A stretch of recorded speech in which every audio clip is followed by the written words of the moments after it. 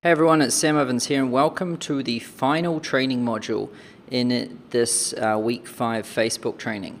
And this one is called Ratcheting Up the Kingdom. And what we're going to talk about in this module is basically how to scale your campaigns up, like how to really crank things up and really crank up the ad spend, crank up the amount of leads you're able to get, the amount of strategy session applications, and the amount of customers, and ultimately the amount of money and profit that you're able to make. And when I say scale up, I really mean fucking scaling it right up. Like up, I've scaled my campaigns up around $30,000 a day and held them there for, seriously long amounts of time. And I've spent millions of dollars on Facebook ads, and I spend more on ads myself than agencies spend on all of their clients combined. And so if there's one thing I know a lot about when it comes to Facebook ads, it's scaling. And in this module, I'm really going to just pull back the curtain and really just reveal to you like some of the best methods and tactics and strategies that there is when it comes to scaling Facebook ads. So this is going to be an awesome module, and I can't wait to share this information with you. Let's get to it. So here's what we're going to cover on today's training. So we're going to start off by discussing how to unlock Facebook's algorithm. And to do this, you really need to understand tranches of traffic. You really need to know what tranches are, how they work, and how you can really utilize them to cut into and splice into all different angles of an audience and maximize the reach that you can get. And this is a huge lesson. And then we're going to discuss building your 1 million person audience. So I'm going to tell you why you need it, why it's important, and how to go about getting it for yourself. I'm going to explain the strategy, and I'm even going to explain the step-by-step process and workflow so that you can actually go about building your own 1 million person audience. And this really is the ultimate luxury when it comes to Facebook advertising, because it basically means that you can spend up to $1,000 a day on ads and not have to worry about frequency issues. You don't have to worry about burning out your audience, and you also don't have to worry about testing lots of different audience interests, because when you have a 1 million person audience, you can really just advertise to that again and again with up to $1,000 a day in ad spend, and you're good. And so for a lot of people, $1,000 a day in ad spend, that's, you can be making $200,000 a month or more off that if you've set everything up correctly. So this can be a huge lesson. Then we're going to discuss the holy grail of scale. And this is 4 methods for an absolute and complete market takeover. So I'm going to explain what these 4 methods are, how they work, and how you can deploy them yourself immediately from this training, which I'm going to show you today. Then we're going to discuss Archimedes' lever and financial engineering to displace the earth. So Archimedes' lever is basically a method and a strategy that I've got when it comes to financial engineering with Facebook. And this is one area where I really have an edge on other people when it comes to Facebook and business and everything. Because most people, they're just talking about marketing, and they're just all about like Facebook or funnels or all of this stuff. But if you understand finance, and if you understand how to engineer your finance and your cash flows properly, well, you can just run laps around all marketers.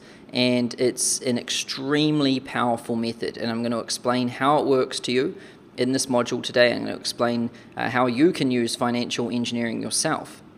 And it really is one of my secret weapons.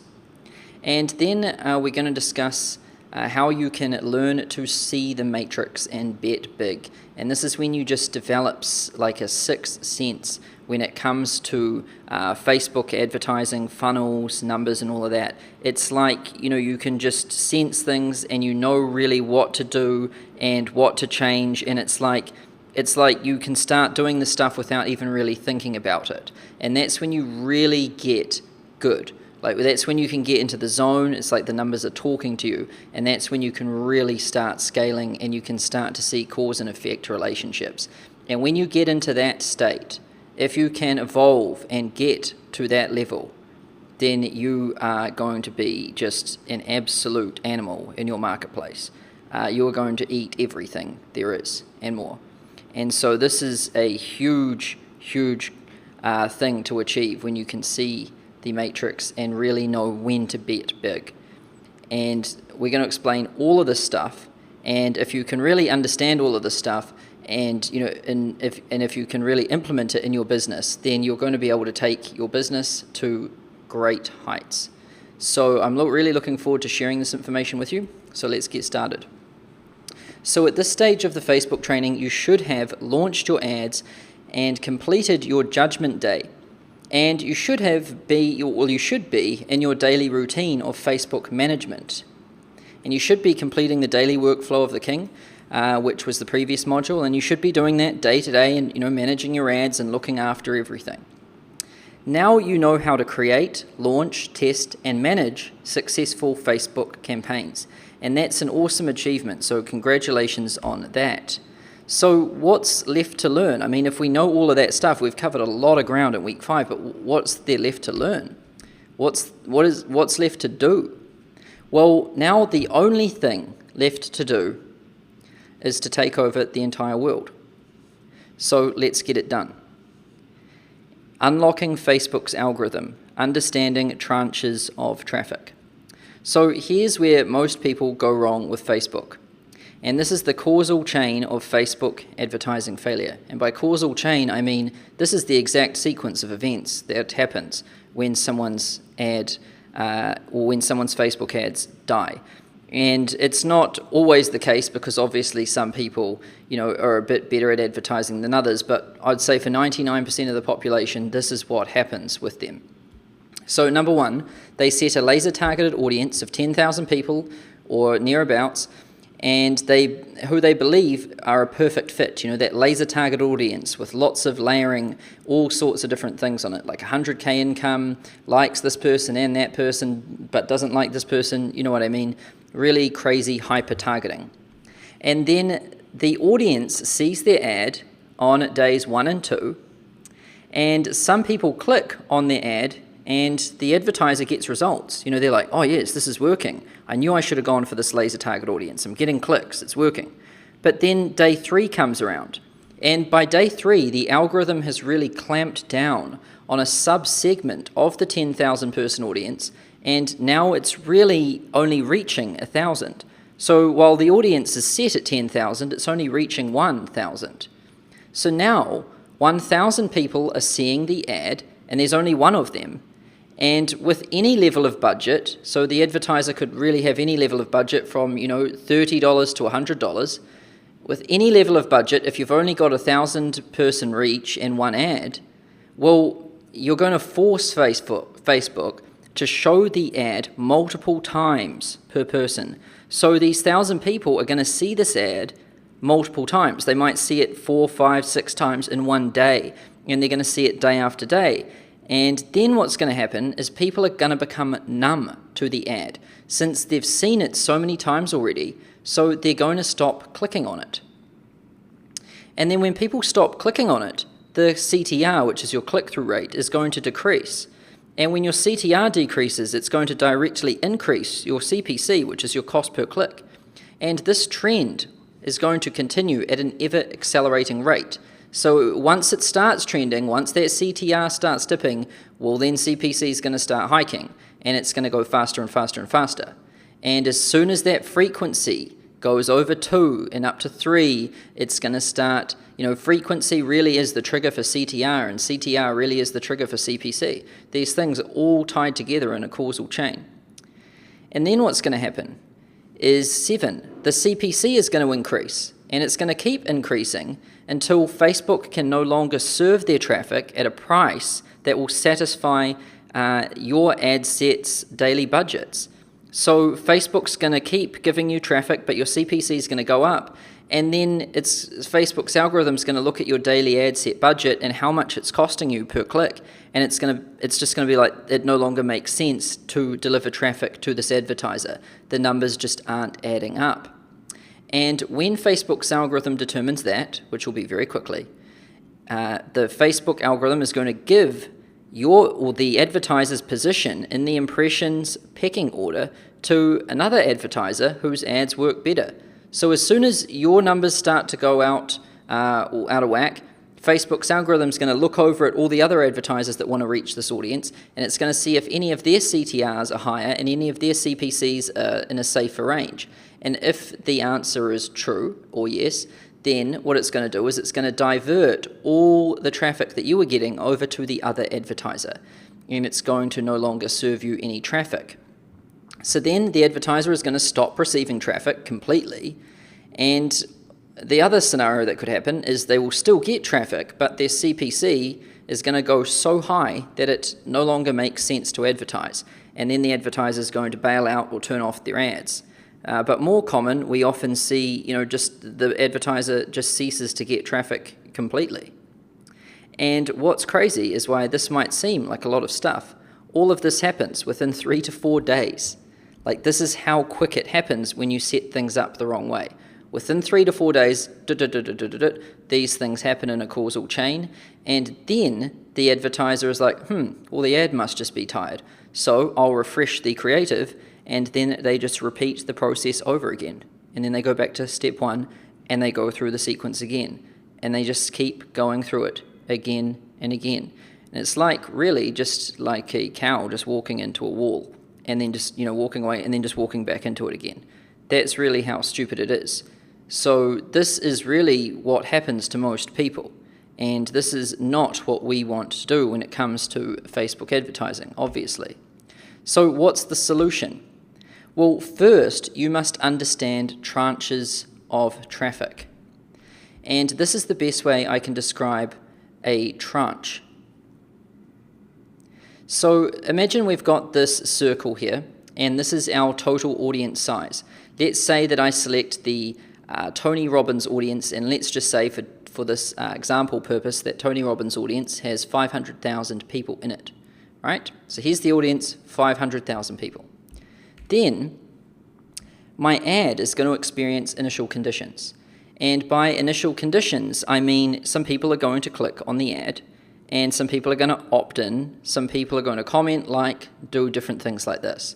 Now, based off the initial people that click, like, opt in, comment, do all of that stuff, Facebook's going to look at them and then say who else within this audience of 500,000 looks like these people that are taking action on this ad. And then very quickly, what Facebook's going to do is it's going to start optimizing to just show the ad to other people within this audience that look like the people who are already taking action. And this is what we call a tranche. And a tranche really is just like a slice. So just imagine it like a slice of cake or something. So we have this initial audience of 500,000 people, and then by the time initial conditions set in, which can happen really within like the first day, but really for them to set nicely into place, it's going to take 4 days. And once those initial conditions set in for a particular ad set, what the algorithm has done is cut us a tranche within that original 500-person audience. So while it looks like we are targeting 500,000 people, our true, authentic reach is probably only really like 100,000 people or less. So while it appears that we are targeting 500,000, we are only really targeting 100,000. But it's actually way less than that as well, which you're about to learn. And then Facebook cuts another tranche. At this time, it's like a circle in the middle of it. And this is called a budget affinity tranche. So first of all, what Facebook is doing is it's really looking at the initial conditions, and then it's really cutting a tranche in the audience. But then it's also looking at how much budget we have set. And based on the budget, it's going to cut like a circle around the middle here. And this really determines what segment of the initial conditions tranche that we're actually going to show out, that Facebook's actually going to show our ad to. And this really brings our true reach, our true authentic reach, down from like 100,000 people to 10,000 people. And you can see on the top right-hand side of the screen, the numbers decreasing here. We went from 500,000 to 100,000 to 10,000 people pretty quick. And all of this happened really without us knowing, because if we look at our audience targeting, it still says 500,000. So you can see how people make these mistakes. And most people truly think they're targeting 500,000 people. But they're really targeting 10,000 people of that 500,000 person audience. And this little segment in the middle here, which you can see with the red arrow, this is what you're really targeting. And this happens when we cut these two tranches. First of all, the initial conditions tranche, and then second of all, the budget affinity tranche. So it goes slice, slice. And the only piece really of the audience that we're getting is this middle piece in here. So what do most people do? Well, they hike the budget. And this is a big mistake. Oh dear. So here's what happens when you just hike the budget on an ad set, right? So this is when you just go into your Facebook ads and you see an ad set that you think's working, so you just edit the budget. That is not what you want to do. Last thing you want to do. Here's what actually happens. So this is the tranche of traffic that you're getting originally, all right? You've got initial conditions that are happening, and here's your tranche based on your budget. Well, when you increase your budget, each time you hike your budget on an ad set, you're venturing into tranches of traffic with less and less affinity to the initial conditions suitable to that particular ad set. So when you first created that ad set, it had some different variables in it. It had some images, it had an audience, and it also had an ad angle. But it also had something else, and that was the initial conditions. And based on the people who interacted with it, Facebook's algorithm went and cut this initial conditions tranche for your particular ad and its ad set. And what was also involved in setting that tranche was the budget. But now what happens when you hike that budget is it really cuts out another tranche which is wider. So it's not really going to give you more reach around the audience. It's just going to give you kind of deeper traffic within that initial conditions tranche. And every time you go, every time you've already got initial conditions set and then you hike the budget like that, well, you're just venturing into worse and worse traffic. So it's like, if an ad set's working really well at $10 and now we hike it to 20, then 30, then 40, then 50, then 60, it's like every time we do that, we're just venturing deeper and deeper into bad traffic. Like we're getting further and further away from the initial conditions that were relevant to this particular ad set. And let's say we hike it again. Each time you hike your budget, you just keep venturing in here and you just keep cutting these tranches out until you get right out into the traffic that really has hardly any affinity to the initial conditions that were suitable for your particular ad set. So again, what is the solution? Well, instead of scaling budget and venturing into tranches with less affinity to initial conditions, we take the DNA of a successful ad set and we duplicate it so that we can get new initial conditions within that same total audience. So if we've got, this total audience here, instead of hiking budget and cutting out those other circles and really going into those other tranches, we duplicate it. We duplicate a successful ad. And when we do that, we create brand new initial conditions. So now what's going to happen is a brand new initial conditions tranche is going to be set and cut into the audience with that particular audience. And so instead of going, deeper and deeper into traffic that really isn't suitable, we're slicing around within this audience, and we're getting new, unique reach with each new tranche we slice. So we keep creating new initial conditions tranches within the total audience size by duplication. And you can see here, we just keep cutting around and we keep going around. And then what we do is once we've kind of cut enough around like that, we then start experimenting with new initial conditions tranches that are programmed for high budgets from day one. So when you do want to start hiking budgets, you don't select an ad set and then increase its budget. You set the budget high from the very beginning because budget itself is part of the initial conditions. So when Facebook's algorithm is optimizing all of these different variables, one of the key variables in there is budget. So if you have a low budget at the beginning, well, Facebook's going to be optimizing all the variables for a low budget. Then if you go and change the budget, well, now you've just messed all the variables up. So if you do want to have high budgets per ad set, absolutely nothing wrong with that, but you've got to do it from day one. So what you can start doing is you can duplicate a winning ad set that, let's say it's at $10, and when you duplicate it, you're giving it brand new initial conditions. So now what you want to do is you want to set the budget for that at like, say, $100 or $50 or whatever. You can start hiking the budget that way.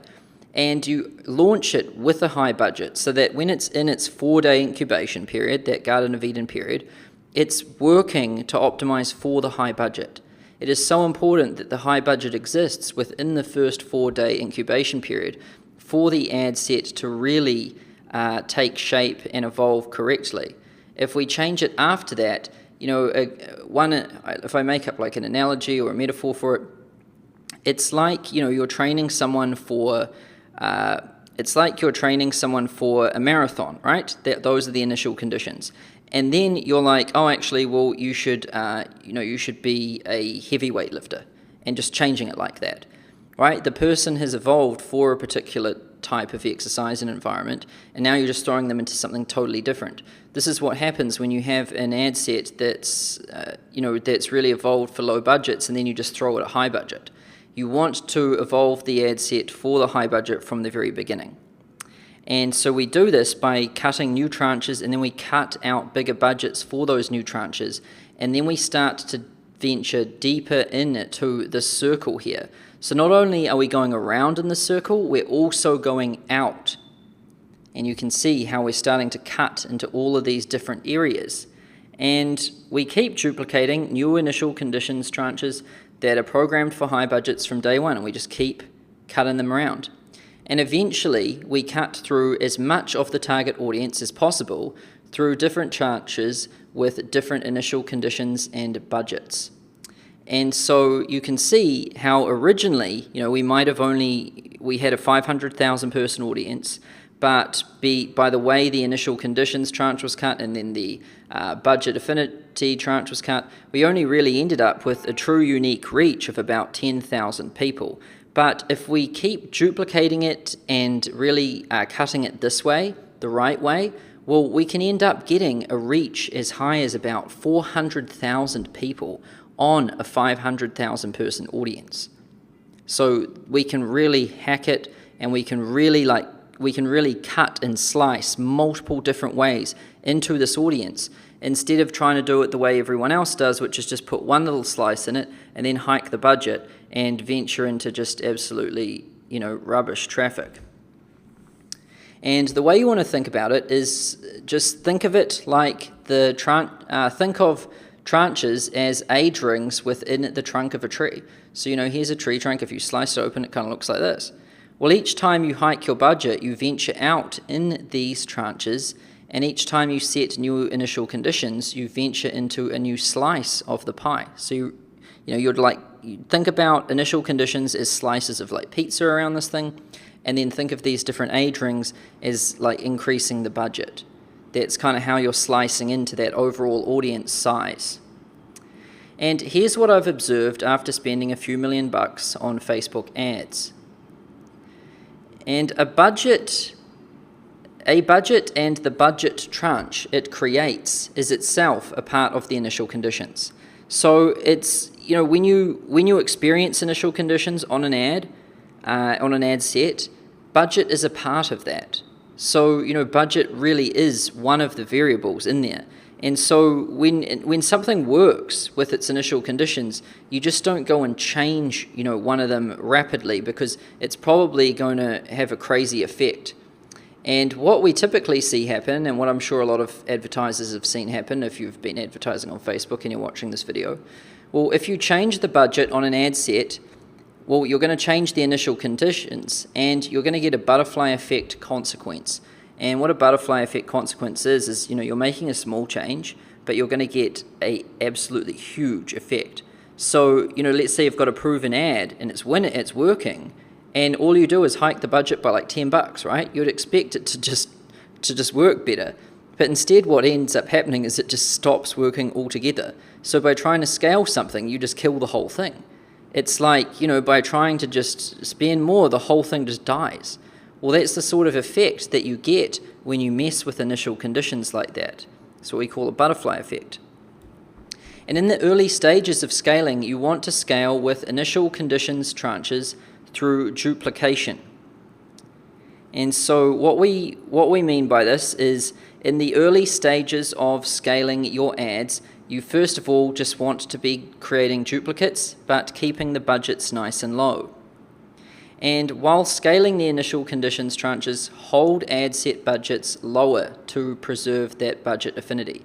It's best to get multiple different slices through the audience with low budgets first. And then once you've scaled with initial conditions tranches, you can now experiment with larger budgets. And you want to create new initial conditions tranches, but set ad set budgets higher to venture deeper into the audience. So for example, you could if you had all $10 to $14 to $15 ad sets, well, now you could try a $100 ad set, just a duplication of one of the $10 ones. And that way you're going to really start resetting the initial conditions, but in a brand new tranche, which is good. And you're venturing deeper into the audience as well. So it's a way to cut lots of different slices into an audience to reach it from lots of different ways so that we can maximize our true reach. And to do any of this, you need an audience size of at least 500,000 people. And really it should be more like 1 million people. I'm going to say in this training video it should be a 1 million person audience. But if you do get yours up to 500,000 and you just can't manage to get it any higher than that, then that's okay. 500,000 will do. But really, we're aiming for 1 million. So how do we get an audience of 1 million people? Well, here's how we do it. Building your 1 million person audience. So in order to cut multiple tranches into an audience and experience maximum reach, the audience size must be significant to begin with. And this is for obvious reasons. Obviously, you can't have an audience size of 10,000 and cut a ton of tranches into that, because it's like if you have a small pizza, you just can't cut a lot of slices into it. It doesn't really work like that. The audience size must be significant to begin with if we want to deploy this strategy. And it really should be 500,000 to 1 million people big. Now you're probably thinking, well, why? Well, as a general rule, you can spend up to $10 per day per 10,000 people in an audience. For example, if you have an audience that is 100,000 people big, then you can spend $100 per day max. So the rule is $10 per day ad spend per 10,000 people in an audience. So if it's 100,000 people, you can spend $100, right? So it's $1 per 1,000. And if you go over this ratio of $10 per day per 10,000 people in an audience, you will spike the frequency and trigger an avalanche. So, like I said in that previous example, the causal chain of most Facebook failure. Well, when people, hike the budgets on their ads, they're going to be showing those ads a lot of times to a small group of people. And when that happens, the small group of people stops clicking on the ad because they're seeing it too many times. And as soon as, frequency goes up, which is the amount of time that people see it, as soon as that just spikes up a little bit, click-through rate goes down, cost per click goes through the roof, and you're out. This really does trigger an avalanche when you go past this rule. So you really want to stick to this ratio, $10 per day per 10,000 people in an audience. And because of this $10 per day per 10,000 people rule, your first obstacle with scaling will probably be the size of your audience. For example, if you have an audience size of 200,000 people and a daily ad spend of $200, this means you're already scaled to 100% of your potential. And you can't scale anymore because you are at max. If you try to scale more, you will trigger an avalanche and destroy all of your ads.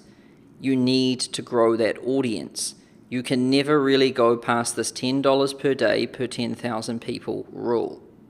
It's really important. So, therefore, based on this, the first step of scaling Facebook ads is to build a proven audience of 500,000 to 1 million people. And this way you can scale your daily ad spend up to $1,000 a day and never have to worry about frequency and fatigue issues. So if we're at $1,000 a day, and if it's $10 per day per 10,000 people, that means we can now spend $1,000 a day if we have a 1 million person audience, right? That's how it works.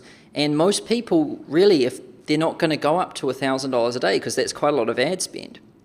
And when you're at the $1,000 a day sort of ad spend range, that's when you're starting to make $100,000 a month, $200,000, and the highest I've really seen someone get to on $1,000 a day is about $300,000 a month. So that's big money. So that's why getting this 1 million person audience is really a first step to scaling. So here's how you build your 1 million person audience. So to build an audience of 500,000 to 1 million people, you first start by testing individual audience interests, like we did previously in the other modules. So we test out lots of different audiences, we hypothesize about what audiences are going to win based off their affinity to audiences that we know have won in the past, or our Tower of Babel audience. And then we test and we find out which ones work, and we find out which ones don't work. And then what we do is we update our Facebook audiences, angles, and images worksheet with the interests that do and don't work, and we keep testing new ones until the total audience size is 500,000 people. And you can check the total size within Quaya's template. So within Quaya, you can double-click on your particular targeting template, and it will show you all of your different audience interests, and it will tell you the total size of it. And you really want that total size to be 500,000 to 1 million. And you want all of those audience interests within that targeting template to have been individually tested as split audiences, and now they're within this one template. You don't want a single one in there to have not been tested. That defeats this entire purpose. So as soon as you've got a proven audience size of 500,000 to 1 million people, that has been tested, it's time to combine all audience interests into something called a pooled audience. And to do this, we turn the split feature in Quaya off. I'm going to show you how this works right now. So if I go to quaya.com, and if I log into my account, and if I go to set targeting, and if I see here my audience interests group here, so let's say let's just say I'm using fragment 1. If I double click on this, within here I can see all of my different audiences, and I can see the combined total of them is 24 million, right? So this is rare, this is just because these are such huge audiences, but typically this is going to be a lot lower. And so really what you want to see is that this number here is at least 1 million. And you should have tested all of these individual ones on their own. And these should be proven audience interests, and you should have them in your FB angles, audiences, and images worksheet. You should have these all marked as tested winners. And once you have enough tested winners in here, so that this size here says that it's at least 500,000 to 1 million, well, you see how this says split here. Well, what happens right now is if we drag this in here, you can see it splits it into 8 different ad sets. And when I launch ads here, this is going to go into 8 different ad sets, right? Now, watch what happens if I flush this out, and then if I go back here, and this time I remove split, and this time I go save. All right, so now that I've removed split, remember it used to be 8 before. Now I'm going to drag this in, and now you can see it's just 1. So when we remove the split feature, it combines all different audience interests into one big audience, just like that. And this pulls together all specific audience interests that have been proven as individual parts. And most of the time, the sum of the individual parts works better than the individual parts on their own. So if we were to take all of the different audience interests, all is split out different ad sets, and if we were to add up the results we're getting from them all as separate parts, we would not get the same sum as if we added them all together as one. When the things are together as one, it usually equals way better results. And it also removes a ton of complexity for us. It removes a lot of different ad sets out of our campaigns, and it makes it a lot easier to advertise.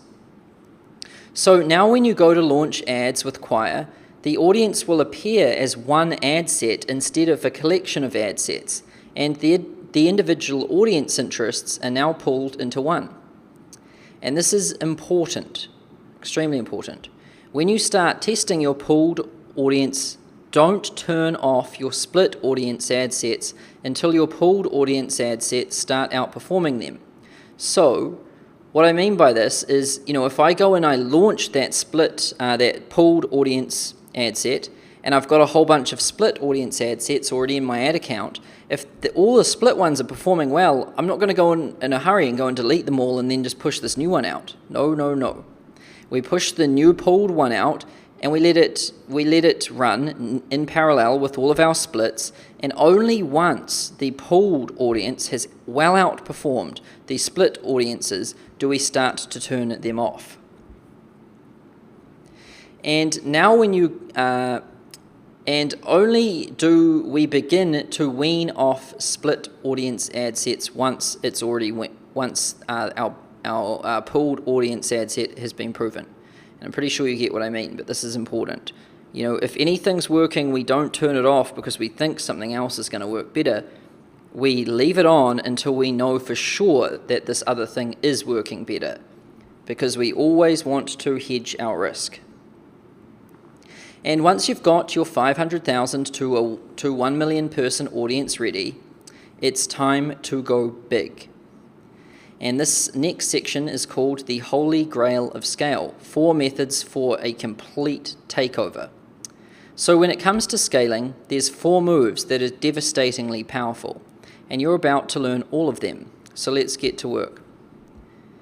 It's the Holy Grail of Scale, 4 methods for domination. So method number 1 is to grow the size of your pooled audience. So the first method of scaling is simple. Keep testing individual audience interests that have affinity to your proven audience interests, and when proven, add them to your pooled audience template. And as this grows, you can create more ad sets, hitting tranches, and spend more. So what I mean by this is you want to go into your FB audiences, angles, images worksheet. You want to look at your different audience interests, and you want to look at your ideas column. And based on your ideas column, you're going to come up with new audience interests which you can target. And you can come up with more by just looking at what audience interests are working, and then using the audience builder tool within Facebook to look at what audiences have affinity to the ones that are working. And you can come up with a never-ending list. It never ends. You can go for years just creating different ones. So no one can ever come up with the excuse that they can't find more audience interests. There's an infinite supply of them. And there's a tool that actually tells you which ones to pick. And so when you pick new ones, you put them into your spreadsheet in the ideas column. And then what you do is you come in here and you create a new folder or a new fragment, and you add in all of your new audience interests here, and you run it as a split first. And then what you do is you come in here, you launch this, you launch your ads, and then you test. You're testing new audience interests here. And you just want to keep testing new audience interests until, you're really growing up your size of audiences that are proven winners. And the bigger that pooled audience that you grow gets, the more tranches you can cut in it and the more ad spend you can spend. Now, you only really want to grow your audience, your pooled audience, if your ad spend is starting to get to its limits. And we know it's getting to its limits based on the rule that is $10 per 10,000 people. So let's say you've got an audience and it's got 500,000 people in it. Well, that means you can spend up to $500 a day on it. So if you're getting up to about $400 a day in ad spend and your audience size is only 500,000, then you probably want to start testing new audience interests, finding out what works and what doesn't, and adding the ones that work into your pooled audience and starting to grow its size, because you can't spend more unless that audience size gets bigger too. Then method 2, propagating healthy blue swans. So the second method of scaling is when we propagate our fittest blue swans by duplicating them and changing the age by 1 year and the budget randomly. And you want to start by keeping the budgets lower and then experiment with higher budgets and always keep it random for variation. So this is what we discussed before when we were talking about different tranches and propagating different swans. So as we start duplicating ad sets that work, well, we want to start off by just duplicating and keeping the budgets low, and then once those start to work, we want to start duplicating them but starting to make the budgets higher. And that's what we call propagating healthy blue swans. And it's a way to cut new tranches into our big pooled audience. But before we go and cut different tranches into it, we have to have a big audience to begin with. So method 1 always comes before method 2. And if we keep using method 2 and we keep spending more, then it will eventually come to a point where we have to come back to method 1 and start growing the size of the entire pie. Because just like with a small pie, you can only cut so many slices into it, right? And once you've cut so many slices, you have to start making the pie bigger too, to be able to cut more. And that's how that works. Then method number 3, splicing healthy blue swan DNA. So the third method of scaling is when we find our fittest blue swans and we splice their DNA of audience message image by iterating one variable. So this creates offshoots of the original DNA, and we can create variation as well as improve the DNA. So what you want to do is iterate image, message, and then audience in that order typically. This is the lowest risk sequence to test things. So if you've got a proven ad set, you want to look at its DNA makeup, and it should contain an audience, message, and an image. Well, the first thing to test is just changing the image. So duplicate it, but change the different images in it. And you'll be surprised. You'll probably be able to create a better offshoot, a better performing offshoot of the original blue swan. Or if you don't create better ones, you might create ones that are on par with it. And by doing this, we're really splicing the DNA. We're taking a proven healthy DNA string, and we're leaving two things constant, but we're just splicing something in on that third combinator there. And once we've tried different images, then we can try taking those healthy strings, and then we can try a different message, but we can keep the image and the audience the same. So we hold audience constant, we hold image constant, but we change out the messaging and the angle. And then once we've tried that, we can try, keeping message and image constant, but just trying different audiences. And this works really well. This is what we call splicing healthy blue swan DNA. Then there's method number 4, which is creating lookalike audiences. And the fourth method of scaling is only possible if you have 1,000 or more conversion fires on your value video opt-ins pixel. So once you have greater than 1,000 conversions, the algorithm has enough intelligence to genetically engineer an audience that has close affinity to the people who converted. So this is extremely powerful, and I'll show you how you can do this.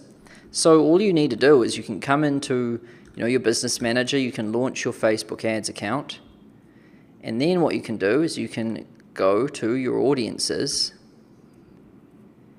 and then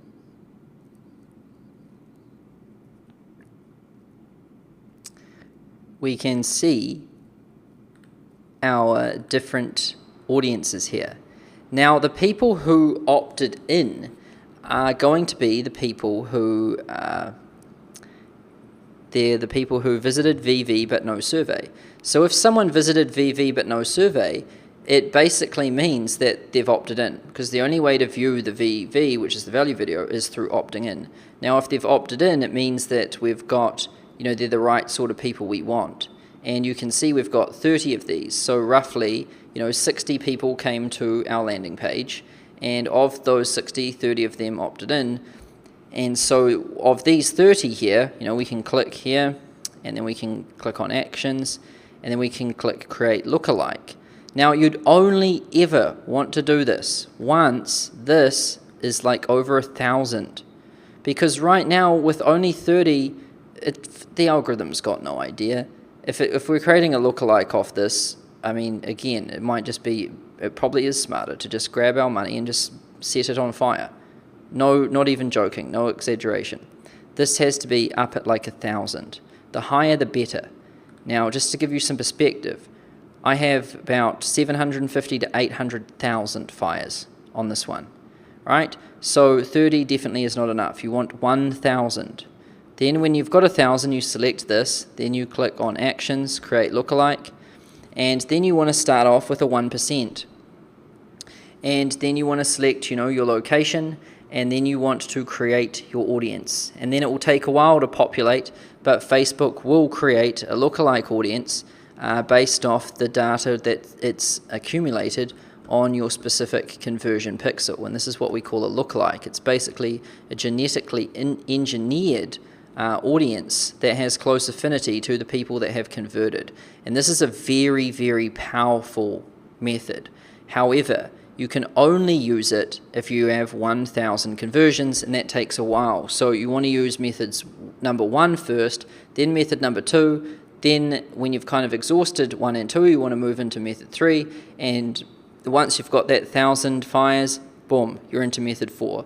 And once you're able to use method 1, 2, 3, and 4, well, I mean, you're rich. You're making a lot of money by this stage. And if you're not, then something fundamentally is wrong with your offer and your proof of concept, because you shouldn't even need to have this level of knowledge about Facebook if you have a good proof of concept. Truthfully, you can get by hardly knowing anything about Facebook ads if you have a good proof of concept. So if you know all of this stuff, you're using it, and you aren't rich, then your proof of concept's probably pretty shit. So now we're going to talk about Archimedes' lever, so financial engineering to displace the earth. So you're probably thinking, well, with all of these methods for scaling, how could we possibly need anything else? I mean, what else could we need? We've already got enough to really scale into the high 7 figures. Well, as any Facebook advertiser or business owner will know, to scale big, you need money. And what you want to do is think of Facebook ads and funnels as a machine, and money as the fuel that drives the machine. And you might be thinking, well, don't our ads make us money? Like, if we spend money on ads and they work, I mean, shouldn't we make money? So should we not? We shouldn't have any money issues because we've got money from the ads that we can spend back into the ads, right? Well, how can we need money if our ads make us money? This is what most people think. And that, my friend, is the smartest question anybody has ever asked, even though nobody has ever asked it, but they should. So, if you're spending money on your ads, right, this is the start of our fragmentation funnel. We pay money to Facebook, and then Facebook shows our ads to our audience. Then people see our ads, then they click on them, then they come to the landing page, then they opt in, then they come to the value video, then they watch it, and then they decide to complete the survey. Then after that, we approve them or we reject them, and then they show up to the appointment, and we have a call with them, and we take them through our Alchemic conversion script. And then after that, they either become a customer or they don't. And if they do become a customer, they pay us, and we receive money. So we have money spent on ads in the first instance. So money's going out, but then we have money coming in, money received from sales. And if your campaign and your ads and everything is set up correctly, then you should be putting in less than you're getting out. And that is the very premise of profit. And that's how you make a return on investment. More money out than money is put in. Outputs are greater than inputs. So if we put in 1 unit, then we should get out like 2 units. So if we put in $100, we make 200. We put in 1,000, we make 2,000. that's how it works. So if there's an ROI and we're making more than we spend, how come we need to have money? Can't we just, we're making money. How can we need money to scale? I mean, we can just put this money back in.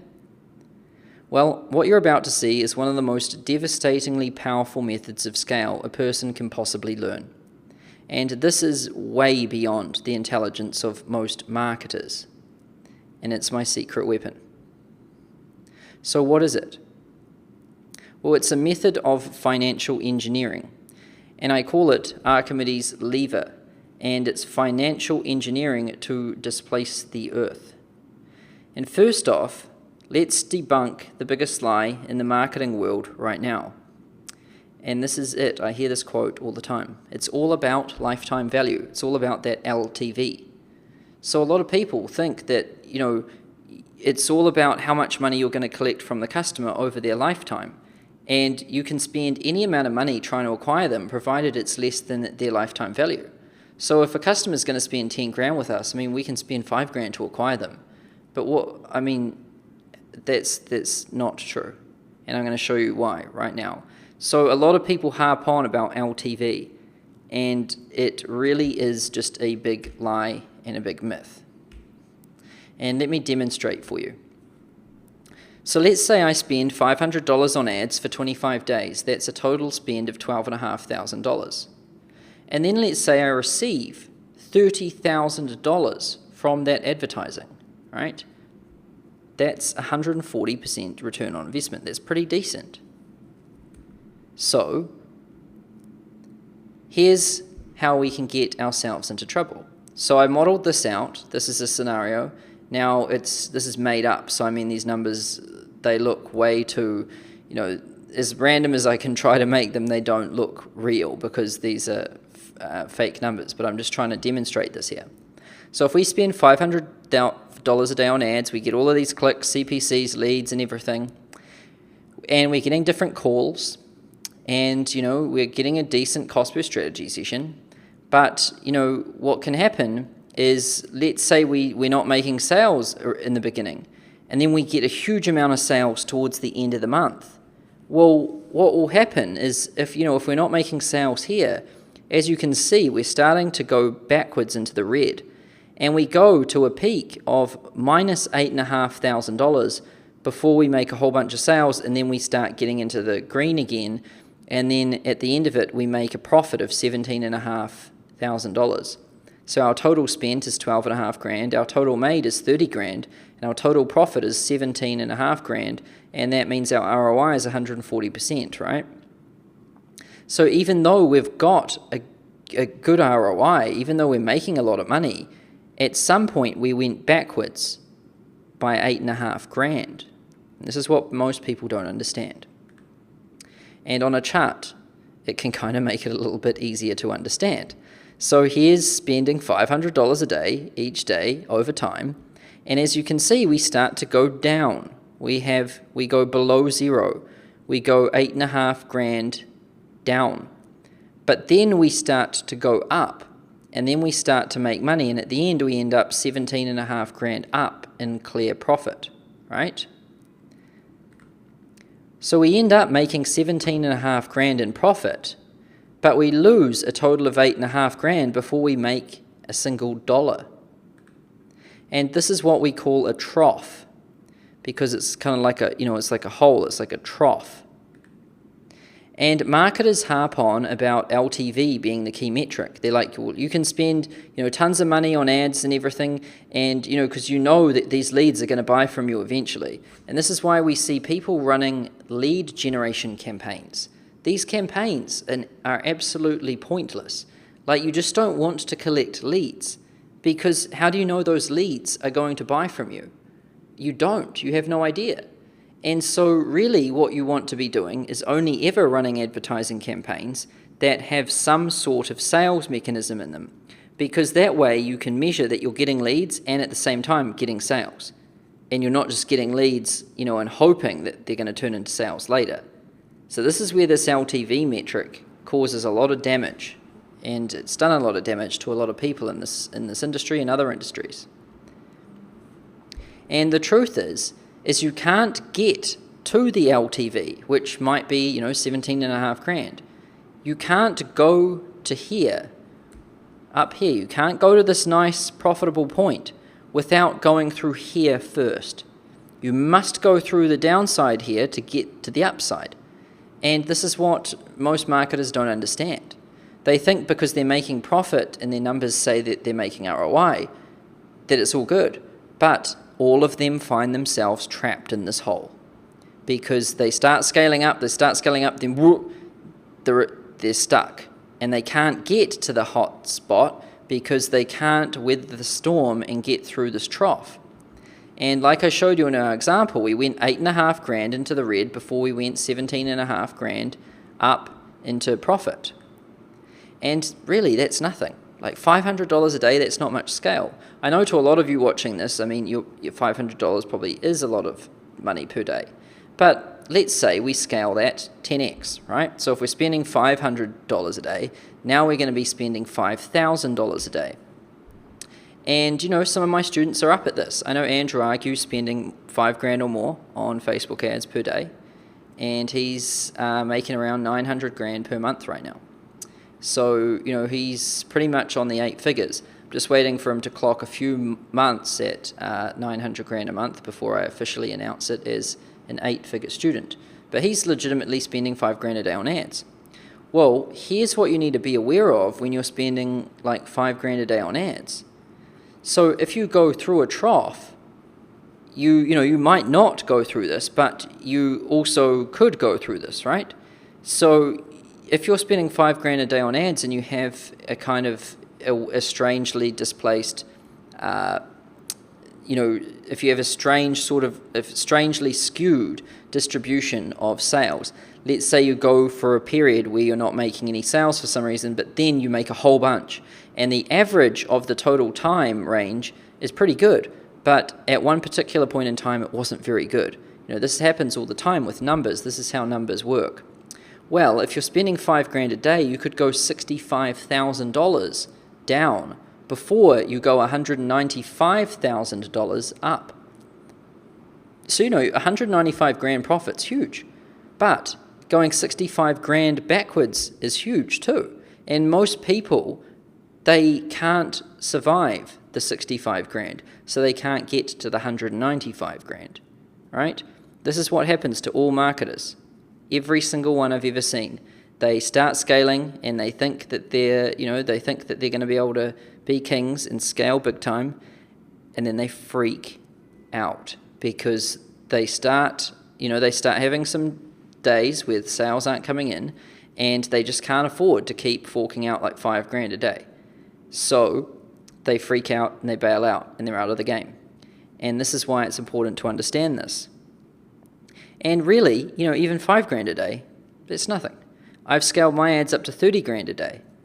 And this is, where I've scaled to. And honestly, when we go to launch our Facebook Firestorm, or the marketing Firestorm, I'm going to spend up to about 100 grand a day. So let's just have a look at what would happen at 30 grand a day if we started to have a little trough. So this is the same model, but with 30 grand a day in ad spend. So we could make 1.05 million, right? This is up here. However, if things went bad, we could go $390,000 down. Now, not everyone just has, the ability to do that, even if they were able to make that, or they don't have the courage and the patience and the intelligence to know what's going on when this trough happens. So you can't get to here without going through here first. This is just a simple fact. And this is why this is so important to understand when you're going to scale big. An LTV is meaningless unless you can weather the storm and make it through the trough. And simply put, at scale, conversions can regress longer than marketers can stay solvent.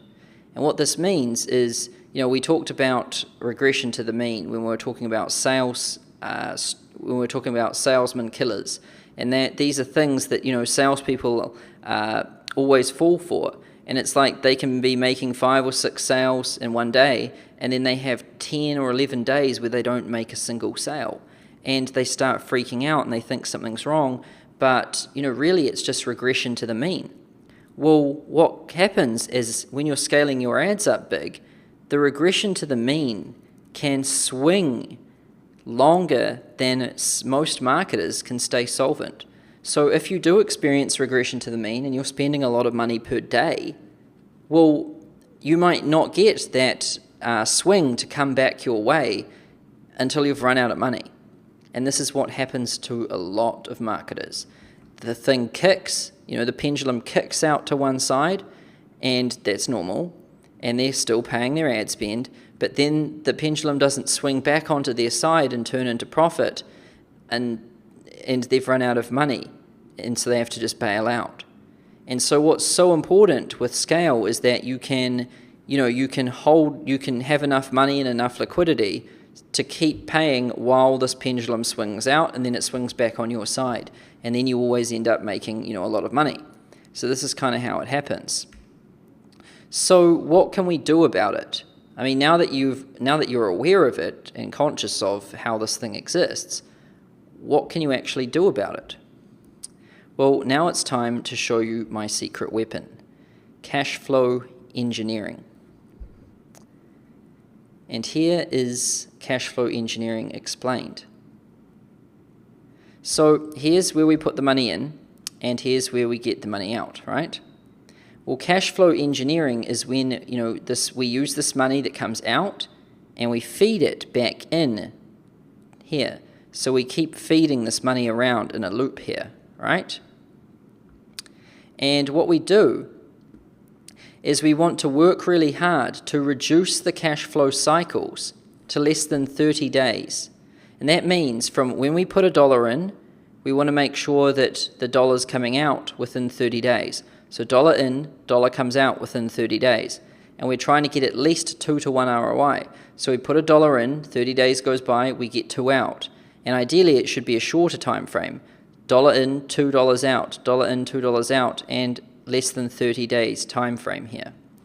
And here I explain cash flow engineering. So you want to reduce the cash flow cycles to less than 30 days and then use a credit card to float the ad spend. And this way your cash reserves remain untouched and all spend goes on credit but is paid back by day 30 at a 0% interest rate, but with an ROI interest rate of 200% plus. So let me explain this. This is really a huge secret. So if you've got a funnel and it's proven, and you just know this process is proven, right? And you know it's proven because you've done it and you're absolutely confident in it, you've been tracking your numbers, you just know it. Well, then you can track, well, how long does it take for me to spend the money and get it back? We can calculate these cash flow cycles. And if your cash flow cycle is less than 30 days, that means you can put a credit card into Facebook. And now instead of it using your cash out of your bank account, it's using credit on a credit card, so it's not touching your cash. So you can still hold your cash for living on and emergencies and all of that stuff. But what's feeding your ad spend is credit, which is just paper, but we have to pay for it when it hits the end of its credit card cycle, right? So we use it, and then the credit card cycle comes up in, say, 30 days. And if we pay the credit card bill on time, on its cycle, it's 0% interest, and we get the points too, which is a bonus.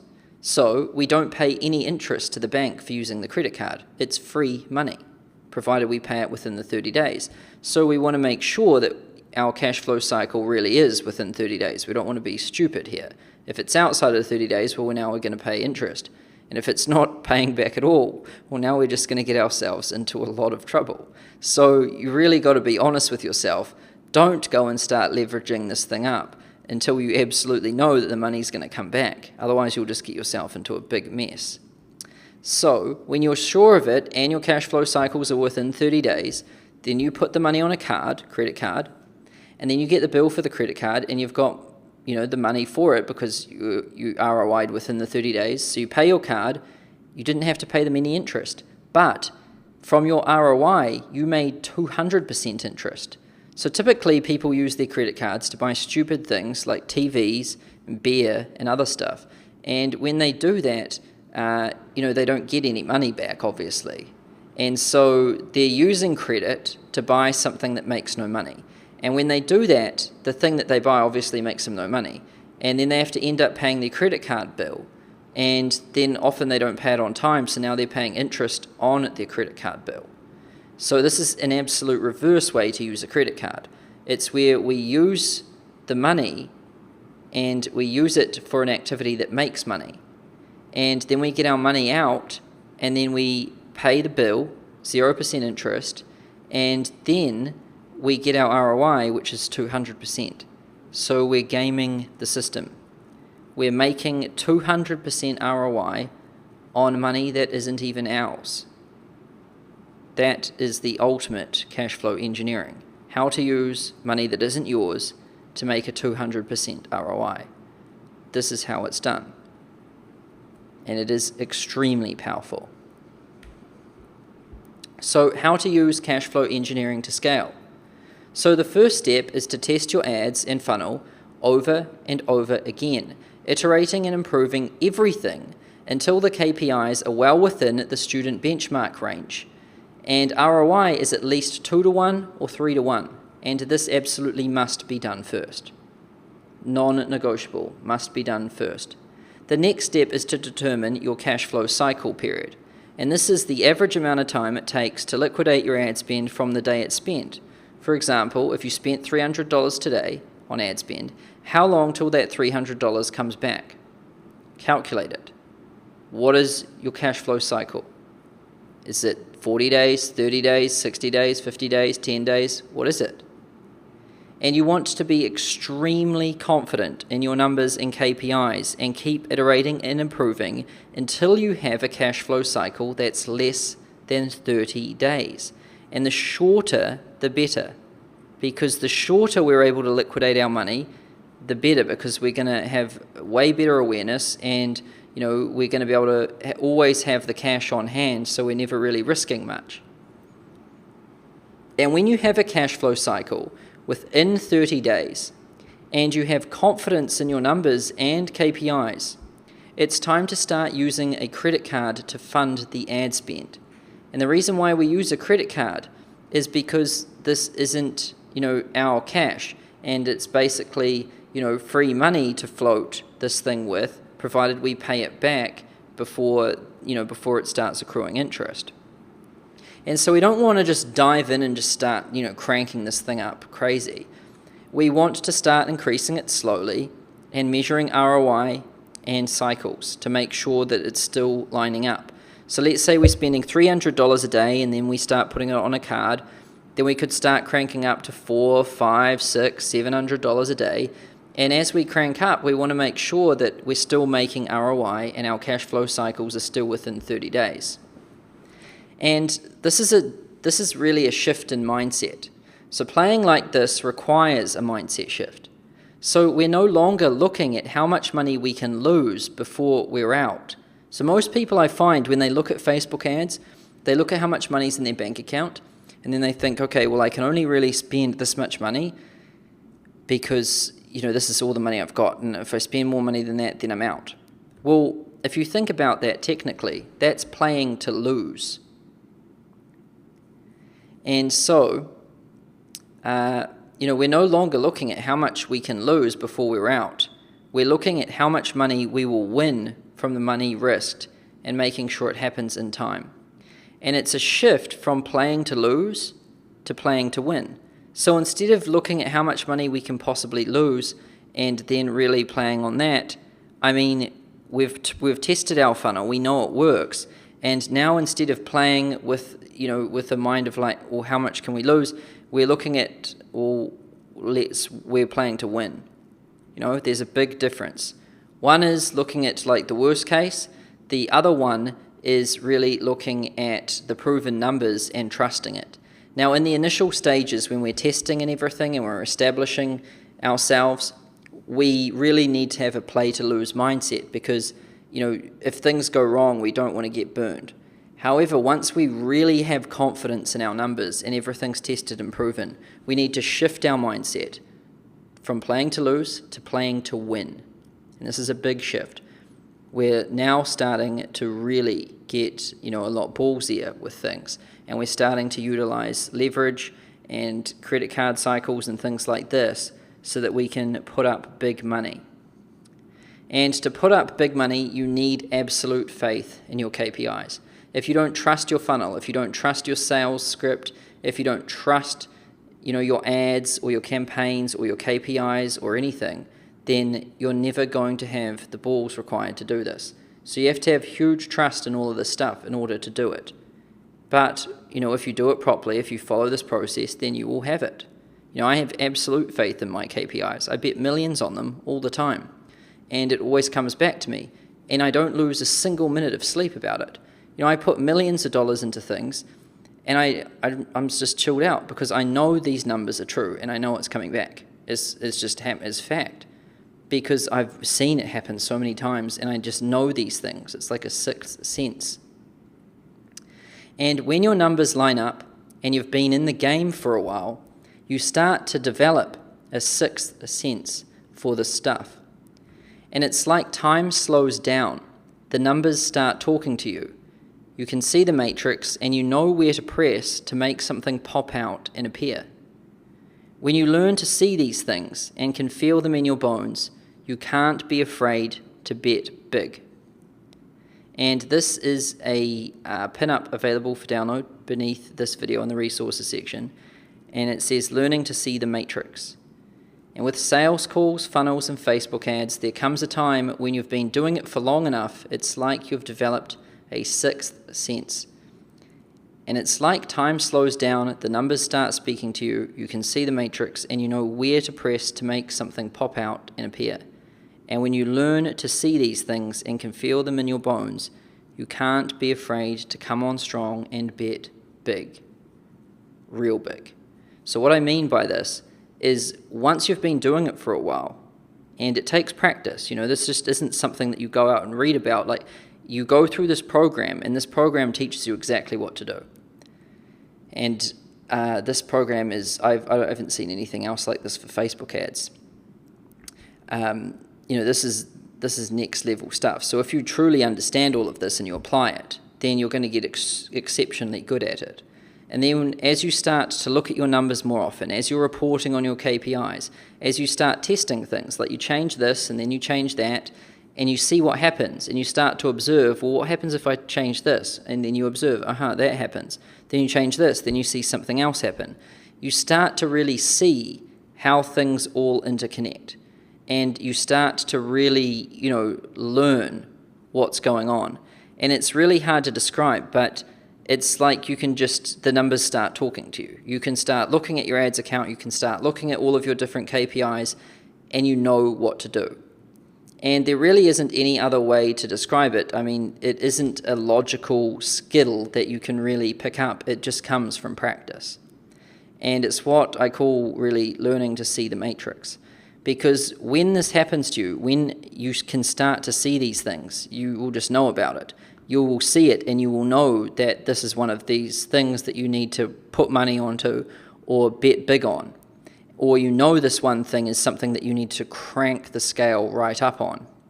And when you start to see these things, when the numbers start speaking to you and you really feel like you can see the matrix with Facebook ads, you need to learn to bet big.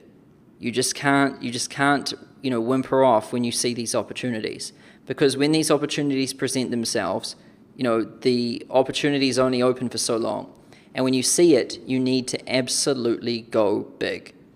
And that's why, on a lot of things, I'll pour a ton of money onto them real quick. When I see a proven ad set, it's gone from, $300, $400 a day in ad spend to $30,000 a day in like 10 days. That's how quick I'll pile it up and ratchet it up. Because, when I see something and I know it's it, then I'm going to go big. And that's how you have to train yourself too. You have to learn when to see these things, how to see them in everything, and you need to go big when you see them. Don't just whimper off and don't just play small when these things appear, because it's not just seeing them, it's learning to act when you see them as well. And I can't wait till people in this program start to be able to see it. It will completely change the game for you. And I helped Andrew Argue really get there with his business, and he can really see it now. And like I said, he's spending about $5,000 a day on ads, and his business the last few months has made just over $900,000 a month. So he's pretty much at 8 figures. I'm just waiting for him to get 1 or 2 more months there. Then we're going to, I'm going to announce that one. But this is what truly can happen when you start to see the matrix. Andrew went from 17 grand January last year to now more than $900,000 a month. And this really is the ultimate level of scale. It's when you can just look at it and know what to do. It's like thinking doesn't even happen. It's just a natural sort of sense and reaction. And this is when the big scale happens. It's something that you can't even really teach. It's just something that comes from practice. So that's it for this Facebook training in week 5. I hope you've enjoyed it. It took me a huge amount of time to make, and we've covered everything from the absolute bare basics where we introduced you to what Facebook was, all the way through to the highest level of scale and understanding that I am aware of when it comes to Facebook ads. So congratulations on making it all the way through. I hope you've enjoyed it, and I will see you in the next week's section, which is week 6. So thanks for watching, and I'll see you in week 6.